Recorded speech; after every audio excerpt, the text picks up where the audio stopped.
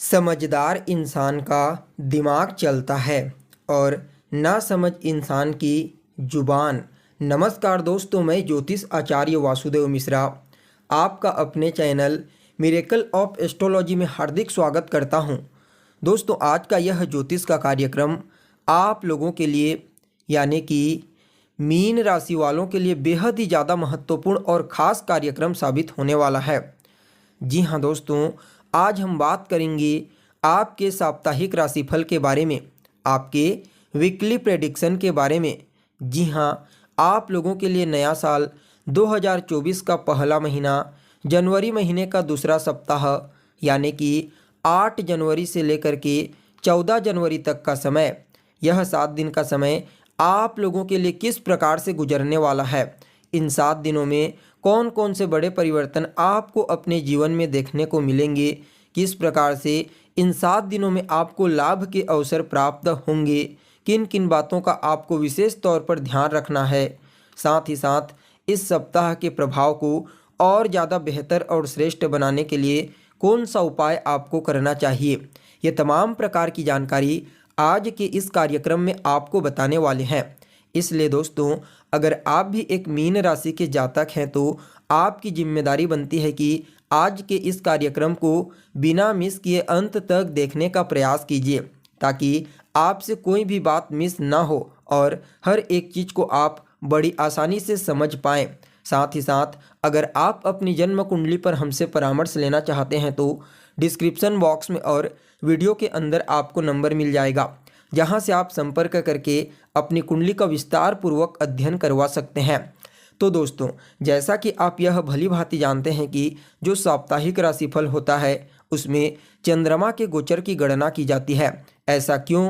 क्योंकि दोस्तों, जो चंद्रमा होता है ना, वह शास्त्र के मुताबिक हमारे मन का कारक ग्रह होता है। हम जो कुछ भी सोचते हैं, जो कुछ भी समझते हैं, उसे ही जीवन के हर परिप्रेक्ष्य में, हर क्षेत्र में लागू करने का प्रयास करते हैं। इसलिए हमारे दैनिक जीवन में जो भी घटनाएं घटित होती है उसके पीछे कहीं न कहीं सिर्फ और सिर्फ चंद्रमा का ही हाथ होता है, क्योंकि वह मन के कारक ग्रह हैं। इसलिए चंद्रमा की गोचरीय स्थिति का ज्ञान साप्ताहिक राशिफल के दौरान होना बेहद ही आवश्यक माना जाता है। तो ऐसे में दोस्तों, अगर इस सप्ताह चंद्रमा की गोचरीय स्थिति के बारे में बात की जाए तो सप्ताह के शुरुआत में यानी कि 8 और 9 तारीख को चंद्रमा का गोचर वृश्चिक राशि के ऊपर होगा। वृश्चिक राशि चंद्रमा की नीच राशि मानी जाती है। परिणाम स्वरूप इस राशि में चंद्रमा जब गोचर करते हैं तो अपने आप को काफ़ी हद तक कमज़ोर महसूस करते हैं। लेकिन इस राशि में एक शुभ ग्रह पहले से ही गोचर कर रहा है। जी हाँ, शुक्रदेव पहले से ही गोचर कर रहे हैं, जिसकी वजह से चंद्रमा की निचता में काफ़ी हद तक कमी आ जाएगी। वहीं सप्ताह के मध्य पड़ाव में यानी कि 10 और 11 तारीख को चंद्रमा का गोचर धनु राशि के ऊपर होगा। धनु राशि में पहले से ही 3 ग्रह, जी हाँ, सूर्य, मंगल और बुध, ये तीनों ग्रह युति बना करके गोचर कर रहे हैं। और जब चंद्रमा सप्ताह के मध्य पड़ाव में इस राशि में आएंगे तो चतुर्ग्रह योग का निर्माण होगा और इन चारों के ऊपर देवगुरु बृहस्पति जैसे सबसे शुभ ग्रह की दृष्टि का पड़ना तो फिर कहना ही क्या, यह समय आपको अद्भुत परिणाम प्रदान करेगा। वहीं सप्ताह के अंतिम पड़ाव में यानी कि 12 और 13 तारीख को चंद्रमा का गोचर मकर राशि के ऊपर होगा। मकर राशि के ऊपर गोचर करते हुए चंद्रमा पर केतु की पंचम दृष्टि पड़ेगी। यह समय आपके लिए थोड़ा डिसीजन लेने में कमजोरी साबित हो सकता है। कोई भी डिसीजन लेने से पहले आपको हर पहलू का अच्छे से निरीक्षण कर लेना चाहिए। वहीं सप्ताह के आखिरी दिन यानी कि 14 तारीख को चंद्रमा का गोचर कुंभ राशि के ऊपर होगा। कुंभ राशि में पहले से ही शनिदेव गोचर कर रहे हैं, जिसकी वजह से चंद्रमा और शनि की युति बनेगी, जिसे शास्त्र में विष नामक दुर्योग कहा जाता है। इसके प्रभाव से कुछ टेंशन और तनाव आपको देखने को मिलेगी। हालांकि चंद्रमा की स्थिति मध्य में काफ़ी बेहतर रहने वाली है। सबसे पहले चंद्रमा आपके भाग्य भाव में गोचर करेंगे सप्ताह के शुरुआत में। जी हाँ, आपकी कुंडली में चंद्रमा का गोचर भाग्य भाव में होगा। कब? 8 और 9 तारीख को। भाग्य भाव में चंद्रमा वैसे तो कारक नहीं होते, लेकिन यह स्थान काफ़ी श्रेष्ठ स्थान होता है। परिणाम स्वरूप चंद्रमा की निचता में भी काफ़ी हद तक कमी आ जाएगी। इसलिए यहाँ पर गोचर करते हुए चंद्रमा आपके भाग्य को बलवान बना देंगे। भाग्य का साथ आपको काफ़ी हद तक देखने को मिलेगा। परिणाम स्वरूप आप जो भी कार्य करेंगे उस कार्य में आपको सफलता की प्राप्ति होगी। इस समय कार्य स्थल पर आपको अपने उच्च अधिकारियों का पूरा सहयोग प्राप्त होने वाला है। पिता के साथ आपके तालमेल बेहतर होंगे, उनका आशीर्वाद और स्नेह आपको प्राप्त होगा।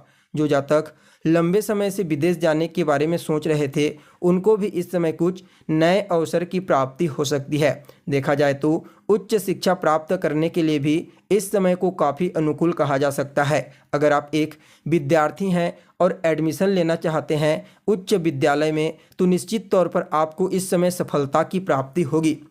धार्मिक क्रियाकलाप में आपकी रुचि बढ़ने वाली है। तीसरे भाव पर भी प्रभाव रहेगा। परिणाम स्वरूप छोटे भाई बहनों के साथ आपके संबंध बेहतर होंगे।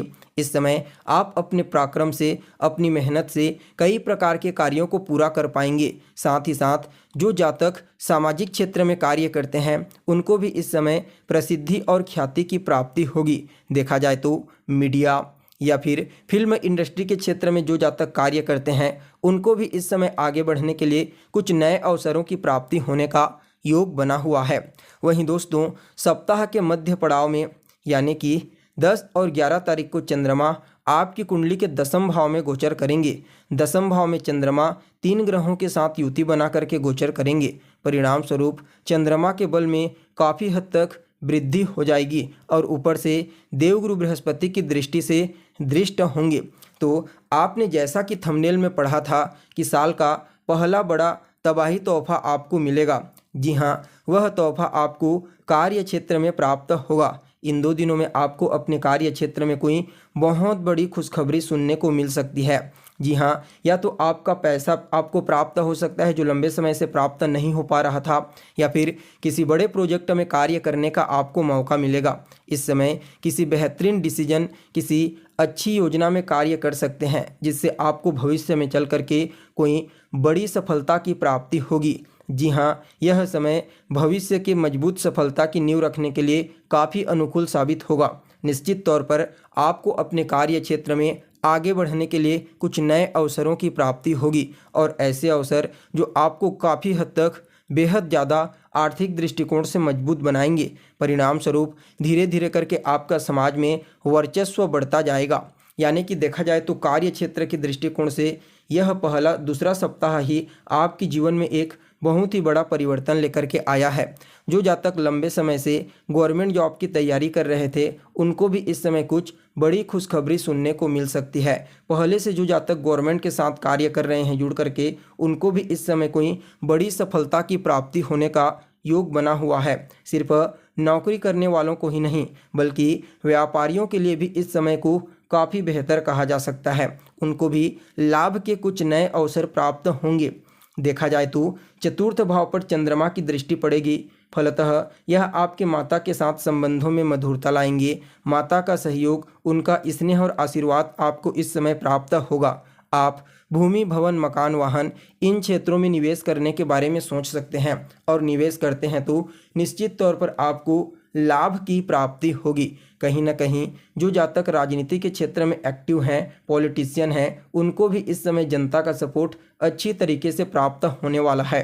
वहीं सप्ताह के अंतिम पड़ाव में यानी कि 12 और 13 तारीख को चंद्रमा का जो गोचर होगा वह मकर राशि के ऊपर केतु की दृष्टि से दृष्ट आपकी कुंडली के 11वें भाव में होगा।